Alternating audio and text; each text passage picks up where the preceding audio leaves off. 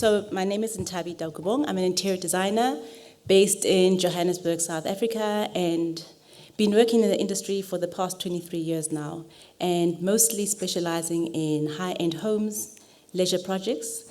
The first company that I worked for when I qualified from Natal Technicon was an American-based company based in South Africa, or had offices in South Africa, and we took on the most of the top hotels in the industry, such as Table Bay Hotel here in Cape Town, Zimbabwe Lodge in KwaZulu-Natal, Sun City, the whole palace, the resort, the entire precinct was done by my company.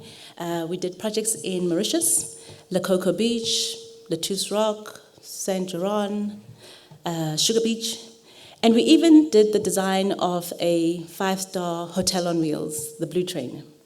So at that stage, when I started, we were really pitching the ultimate luxury experience, the ultimate luxury interiors in interior design in South Africa. And where we weren't pitching luxury, we then alternated and found interesting global environments to replicate here, like Italy, Monte Cassino at Four Ways Precinct. And there was almost a confusing stage in design where we're trying to figure out who we are. What are we claiming as designers here in South Africa, and what can we be proud of finding our own story in design? So I would say it took me about 20 years almost to get to a point where design in Africa became interesting in the assumption that being African, being a designer, working in high-end hotels, the media and the industry began to feel that I knew what luxury design was in Africa. And just as that wave hit and I was there to ride it to all my best benefits, 2010 World Cup came along. And then the brief changed. It was to create the interiors that would bring attention to the world of what interior design is and what we can offer here in the African market. And I had the privilege of designing the interiors for the hotel for the royal family in Bafokeng, Royal Marang Hotel, where it was going to be the official home for England to be staying at during their tenure of the Soccer World Cup. And I thought, well, I've got the royal family who own one of the biggest platinum minefields in the world, along with the royalty of England coming along to South Africa. Let's try and marry a look that is prestigious, is royal, and shows our creative legacy. So I put together a scheme, a fabric scheme first, called African Queen, with a local fabric house, with the intention of selling the best of Africa, the color, the explosion of expression, boldness, texture, and even had my designer dress made by Gavin Raja here in Cape Town to work with the scheme.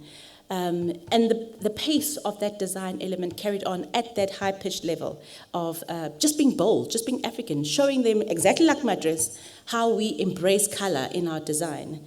And as we went along designing hotels, this is the Royal Marang Hotel that we designed in Rustenburg, the theme also played along the purples, the blues, the bloodline of royalty coming through. The sculptures on the tables and chairs that we used were really bold, really dynamic, very heavy, very masculine, because at that stage, none of us could find a rhythm of what designer in Africa or designing the luxury element of Africa meant. And we really pitched it. We were wanting the best elements, and we wanted to show an Africa that people hadn't seen. It wasn't an apologetic Africa, it wasn't a poor Africa, it was the wealth and luxury of designers, and how our interpretation was in this field. But then it got too much. It got too much for me, because 20 years of doing very masculine, very strong, very heavy designs was not balancing my senses. I could actually see that it was a one-sided design trend that I was following. And I needed to stop and reevaluate and reconnect to what it was that it really meant to be a designer, a luxury designer in Africa. So taking the time, it actually wasn't even a time out. It was more like I couldn't create anymore. It was a shutdown. So what did I do? I went outside. And there's a quote that I absolutely loved by Albert Einstein, and he says, "Look deep into nature, and then you'll understand everything better." 20 years later, I step outside and I connected with nature. I connected with the essence of being a designer in Africa by purely understanding the colors, the simplicity, the innocence of design, and how that thread comes back to the interiors that we create, especially in the leisure industry. 20 years working on the top hotels and realizing that it's not the crystal chandelier that draws an audience into a room, was quite a liberating area to reach in my career. So I had to climb back up and see, what is it about being designers and what is the luxury of design in Africa? And I came up with this phrase just for the conference. It is all around us. It is our source of inspiration and reason why Africa is one of the top tourist destinations in the world. It connects us to our soul and balances our energies. The luxury of design in Africa lives intrinsically in its people. It is our heartbeat and deep essence that links us to the rest of the world. And at its core, it is priceless. Why do I say it's priceless? Because it's around us. You see, when we think of westernized sense of luxury, it's within museums, it's within encased environments, it's the prestige of a brand. Here, luxury, it's nature. It's around us, it's part of us, it's our everyday life that we are connecting with. And being able to see that from a cultural point of view and being able to then bring that into my design completely changed my understanding of that. That nature and being earthed was what was lacking in my designs. So from the heavy purples, wood, deep dark wood that I was using, carvings, I began to now look for the simplicity, for the balance, for my yin versus my yang, just to say what was I missing in the design that I could thread through in the culture and in the way that I spoke of it. And going outside helped me to see the innocence of a designer, of the creative, because in Africa we live as part of our designs. We become the artwork. The art is us. The art that we are appreciating and finding beauty in, it's in nature. So we started to figure out, how do we weave that in? How do we not only see a Picasso on a wall when we are living in Africa? How is Picasso inspired by Africa when we are here? Because we are one with nature, so we take it for granted. We assume that that's how everybody lives, that's how everybody sees and appreciates it. But if you look at these pieces of artwork, are people found in the villages, attracting nature, finding elements to beautify themselves, which are part of our daily lives, which are part of our luxury, which is what the world is seeking from us. And we have it just outside of our doorstep. It's the imperfection that makes interior design and design in Africa so beautiful. It can be in Bali, it can be in Mauritius, it can be in Seychelles. It's that connection to nature, to your hand, to the earth design, to not having a perfectly engineered structural, architectural line, and just adding that element into things that we do to attract the people to come onto our country and shores and enjoy the beautiful interiors is where the magic lies. So when I embraced nature and understood that that's where the luxury of design in Africa lies, is when I can truly say that I found peace in an understanding of where the next rhythm is. So if you remember back now to the picture I showed you of when I launched the collection called African Queen, to this new me, more laid back, unpretentious, clean, spacious, easy, a little bit of perfect interiors, a little bit of tribal design, that's where the appeal of Africa lies. Before, when I did that fabric range, I thought it was the color, it was the boldness. I actually realized that when I went back to my house, there was no color, because I cannot handle color in that dress type feel every time I go home. I need interiors that are going to soothe my soul, that are going to create the peace. And those elements are naturally found. It's the same way as you find in nature. There'll be an area where you have flowers, then you have a bit of greenery, then you have a bit of sand, and then you have water. It's not all happening at once. And it was understanding that that slow flow of textures, of colors, of palatable interiors is where the true magic of a designer lies. It's not trying to be a Philippe Starck. It's not trying to be a Kelly Wessler somewhere else. It's understanding that we are birthed in the home of luxury here because we are so connected to the exterior. And it's that fine line of how do we bring the exterior in. That is where the magic of design lies in Africa. So the interiors became a smoother, softer palette. And in that, I began to say, what is that makes somebody walk into a space and breathe? What is that that makes somebody go into another space and feel tense and angry and irritable and want to get out? And I think it's very important to understand that, especially if we're dealing within the leisure industry. And then I understood that it's the balance of elements in a space that creates true design harmony. It's earth, it's air, it's fire, it's water. When we have that full circle of elements, then true harmony is achieved. So, for example, if you look back at the hotels that I did in the beginning, they were very earth, they were very heavy earth, there was too much wood, heavy, deep colors. There wasn't a watery flow, there wasn't an airy flow. Have you ever met somebody you think, oh, they're too floaty, they're too airy-fairy? Now you know that actually they need to be earthed, the same as design, the same as styling. Everything has to flow. There's got to be an equal balance of something. So the assumption that Africa must be colorful, must be patterned, must be bright, probably that's earthy. But then what about the other elements that we need to bring in? What about watery flowing? What about airy spaces? What space? Africa, we have space. We bring those into the design. We are winning with what we can create. People are so stressed.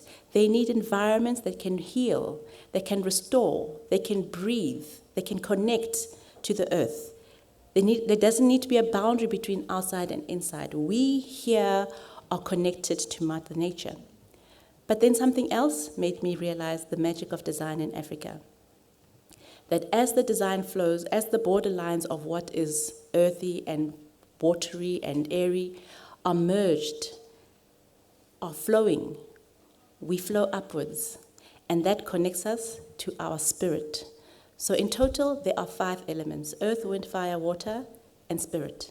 Spirit is the one that descends down and brings all the earthly elements that we connect with. The 5th element, spirit, in all cultures, be it African, be it Greek, Tibetan, Chinese, Japanese, Hindu, Buddhist, we are all aware of it. It can be God, it can be Allah, whatever you call it. That is the way our spiritual designer God, designer understanding, connection to nature takes us back into.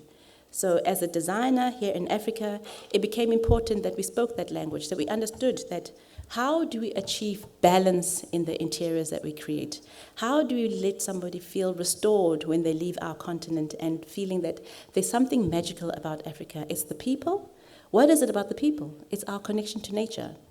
It's a beautiful weather, beautiful climate that results in amazing people. We are warm, we're friendly, we've got nothing to hide, we're welcoming, we're ready and available to give you a big hug.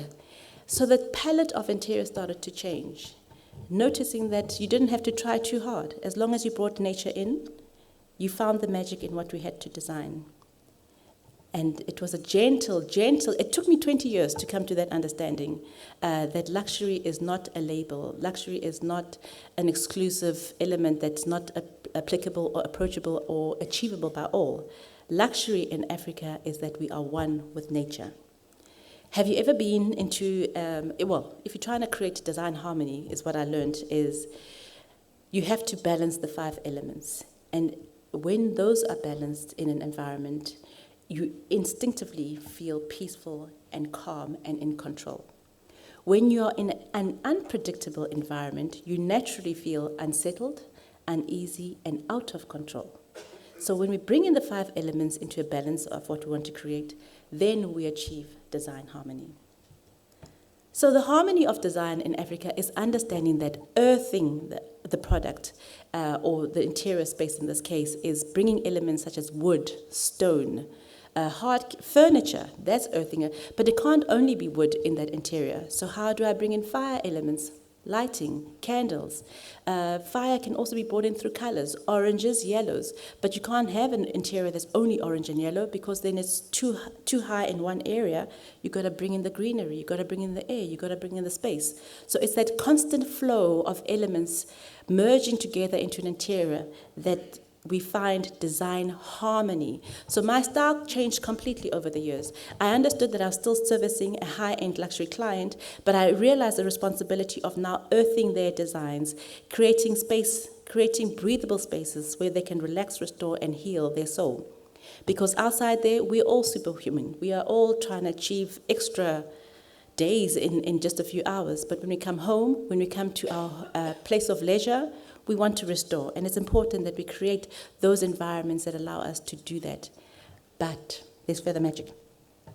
So when you have the senses, earth, wind, fire, water, and spirit, those are linked back to our senses of hearing, touch, sight, taste, and smell.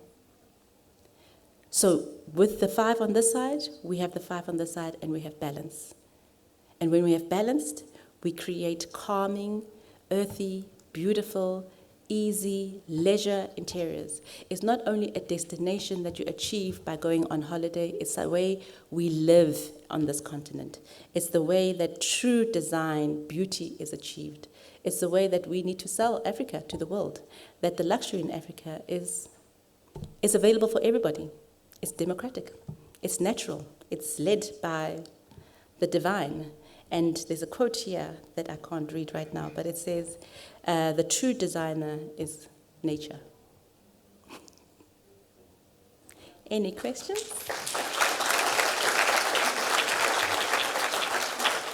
We've got time for some questions before we go to lunch, if anyone's interested.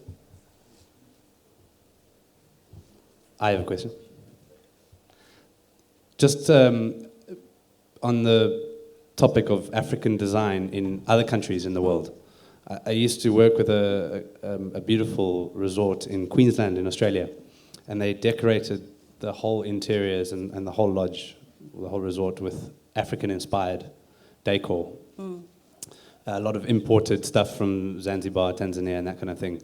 And a lot of people used to go to that place and go, why are you doing that in Australia? Like, why are you not doing something that's inspired? And it used to offend me because, coming from Africa, I was like, well, come on, African culture is amazing. And then I wondered to myself, what if someone was to build a resort or a lodge or something here in Africa, and then was like decorated it with, Aboriginal design or something like that? I just wondered your opinion, because obviously there's different parts of Africa, and using different African-inspired cultures in different parts of Africa. How do you see that? I love that. I think that's the beauty of Africa. We inspire global trends, and I think anywhere where you are touching or connecting with nature, that's your inspiration. So be it Aboriginal design or African design, it's bringing in that feeling that it's handmade, perfectly imperfect, and good for the soul.